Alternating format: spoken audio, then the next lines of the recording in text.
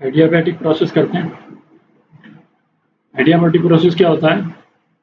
जिस प्रोसेस में सिस्टम के साथ में कोई हीट ट्रांसफर नहीं है, मतलब क्या हो जाएगा, Q जो है वो 0 है। तो ये एक तरह से एक इंसुलेटेड वेसल हमने बनाया है ना, चारों तरफ से पिस्टन भी इंसुलेटेड है। तो ये गैस जो है ना तो कोई हीट अंदर जा सकती है और ना ही कि कोई हीट जो है वो बाहर आ सकती है, कंप्लीटली इंसुलेटेड है। तो Q जो है 0 होता है एडियाबैटिक प्रोसेस में। तो फर्स्ट लॉ ऑफ थर्मोडायनेमिक्स क्या हो जाएगा इसके लिए? Q इज इक्वल टू क्या होता था, change in internal energy plus work done. ठीक है, तो ये 0 हो गया, change in internal energy plus work done. ठीक है, अच्छा इसका क्या सिग्निफिकेंस हुआ? इसका सिग्निफिकेंस ये हुआ, यदि गैस को कोई वर्क करना है तो वो एनर्जी उसकी इंटरनल एनर्जी से ही आएगी। ठीक है, तो यदि वर्क पॉजिटिव हुआ तो इंटरनल एनर्जी उसकी घट जाएगी, है ना। इंट्यूटिवली भी आप देखें तो ये लॉजिकल भी है। जैसे शुरू में जैसे इक्विलिब्रियम था, ऊपर जो प्रेशर है या जितना मास जो पड़ा हुआ है इसमें, है ना, वो बैलेंस किया हुआ है अंदर के प्रेशर को, अंदर से फोर्स लग रहा है F। ठीक है, अच्छा यदि इसमें से 2-3 मास हम हटा देते हैं, तो ये कुछ मास हमने हटा दिए, फोर्स का इम्बैलेंस हो जाएगा। तो ये मॉलिक्यूल्स जो हैं वो इस पिस्टन को ऊपर की तरफ पुश कर देंगे। ठीक है, ऊपर की तरफ पुश कर देंगे तो ये एनर्जी कहाँ से आ रही है? पुश करने की जो एनर्जी है वो तो ये मॉलिक्यूल की जो काइनेटिक एनर्जी है उसी में से आ रही। ठीक है, तो जितना वर्क होगा उतनी इन मॉलिक्यूल्स की काइनेटिक एनर्जी कम हो जाएगी। काइनेटिक एनर्जी मतलब हमारे टर्म्स में इंटरनल एनर्जी, क्योंकि हमारी जो इंटरनल एनर्जी हम जो ले रहे हैं वो एंटायरली काइनेटिक एनर्जी से ही कंप्राइज्ड है। ठीक है, तो उतनी इंटरनल एनर्जी कम हो जाएगी। इंटरनल एनर्जी कम हो गई मतलब काइनेटिक एनर्जी कम हो गई, मतलब कि इसकी जो मॉलिक्यूल्स की वेलोसिटी है वो कम हो गई, मतलब टेम्परेचर कम हो गया। ठीक है, तो जब गैस वर्क करेगी, पॉजिटिव वर्क यदि गैस करती है तो उसका टेम्परेचर घट जाएगा, है ना। और यदि गैस के ऊपर यदि वर्क हुआ, ठीक है, गैस के ऊपर यदि वर्क हुआ तो टेम्परेचर बढ़ेगा और इंटरनल एनर्जी बढ़ जाएगी, है ना, रिवर्स लॉजिक। अब ऐसा करते हैं, एडियाबैटिक प्रोसेस में प्रेशर और वॉल्यूम के बीच में एक रिलेशन होता है, उसको निकाल लेते हैं। ठीक है, तो इस रिलेशन को हम कैसे लिख सकते हैं?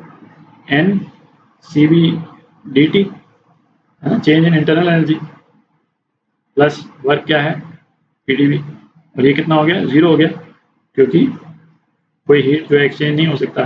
ठीक है, अच्छा सी वी जो है वो हम डिराइव कर चुके हैं, यहाँ पर मैं ले देता हूँ। सी वी हमने क्या डिराइव किया था? आर अपॉन गामा माइनस 1, जहाँ पे गामा होता था एडियाबैटिक कांस्टेंट। ये याद है आपको? एक वीडियो पहले, मतलब किसी एक वीडियो में हमने किया था। नहीं याद हो तो आप इसको और इसको यूज करके, है ना, इन दोनों इक्वेशंस को यूज करके आप ये निकाल सकते हैं। आप निकाल लीजिए। ठीक है, तो ये सी वी की वैल्यू हम यहाँ पे डाल देते हैं।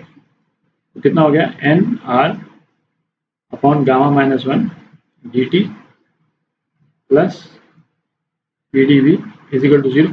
ठीक है, अच्छा हमको क्या करना है? प्रेशर और वॉल्यूम के बीच में रिलेशन निकालनी है। तो ये टेम्परेचर जो है इसको यहाँ से हटाना होगा। ठीक है, तो इसको एलिमिनेट करने के लिए इस इक्वेशन को, जो आइडियल गैस इक्वेशन है, उसको यूज़ करते हैं और थोड़ा सा मैनिपुलेट करेंगे, एन आर टी। ठीक है, इसको डिफ्रेंशिएट कर दें पूरी इक्वेशन को, तो ये इस फॉर्म में आ जाएगा आपका D P V plus V D P is equal to N R D T. ठीक है, तो एन आर डी टी की जगह पे ये लिख देते हैं। ठीक है, तो इन दोनों इक्वेशंस को यूज करके, इक्वेशन 1 हो गई, इक्वेशन 2 हो गई, है ना। तो इन दोनों इक्वेशन को यूज करके क्या आ गया हमारे पास में? D P into V plus V D P upon gamma minus 1 is equal to, नहीं इज इक्वल टू नहीं, plus P D V is equal to 0। ठीक है, तो इसको रीअरेंज करेंगे तो क्या आ जाएगा?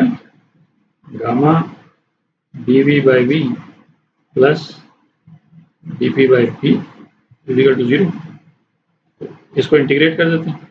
ठीक है, तो क्या हो गया? Gamma L N V plus L N P is equal to कोई कांस्टेंट, ठीक है। तो ये हो गया आपका ln PV raise to power gamma is equal to constant. ठीक है, तो क्या हो गया, PV raise to power gamma is equal to constant, मतलब P1 V1 raise to power gamma is equal to P2 V2 raise to power gamma. ठीक है, तो ये जो है प्रेशर और वॉल्यूम के बीच में एडियाबैटिक प्रोसेस में रिलेशन है, इंपॉर्टेंट रिलेशन है। तो है ना, एक तो ये हो गया। अच्छा, दूसरा है यदि आपको टेम्परेचर और वॉल्यूम के टर्म्स में मतलब एक्सप्रेशन निकालना हो तो आप PV is equal to NRT को यूज कर लें। ठीक है, ये तो लगेगा ही, ये तो हर एक केस में लगेगा, no matter what the process, ये अपन कई बार रिपीट कर चुके हैं। तो प्रेशर को यहाँ से लेकर के NRT/V, इसको यहाँ पे रिप्लेस कर दें तो आपके पास में एक और इक्वेशन आ जाएगी। क्या इक्वेशन आ जाएगी, TV raise to power gamma minus 1 is equal to constant. ये दूसरी रिलेशन आ गई है ना, टेम्परेचर और वॉल्यूम के टर्म्स में। और इसी तरह से आप चाहें तो प्रेशर और वॉल्यूम के टर्म्स में भी निकाल सकते हैं, सॉरी प्रेशर और टेम्परेचर के टर्म्स में। तो वो जो है वो इस टाइप से आ जाती है, T raise to power gamma P raise to power 1 minus gamma is equal to constant. अच्छा, इनमें से पहली इक्वेशन को छोड़ करके बाकी दोनों इक्वेशंस को याद करने की जरूरत नहीं है ना, इसको याद तो मत ही करिएगा, है ना, ये मतलब उतना वो नहीं है, आप केवल इसी को याद रखें और जरूरत पड़े तो है ना उसी टाइम पे इसको डाल करके आप है ना आप यूज कर सकते हैं इसको। ठीक है, तो जैसे एडियाबैटिक प्रोसेस के यदि हमको एग्जांपल्स बोलने हों, ठीक है, रियल लाइफ एग्जांपल्स, तो वो क्या हो गए, उसमें एक चीज नोट करें कि है ना ये मतलब काफी रेलेवेंट है, क्योंकि क्वेश्चन में फिर है ना वो इस तरह से उसकी लैंग्वेज यूज की भी होती है कि कई बार पहचानना मुश्किल होता है। क्वेश्चन में जब भी ये वर्ड आया ना,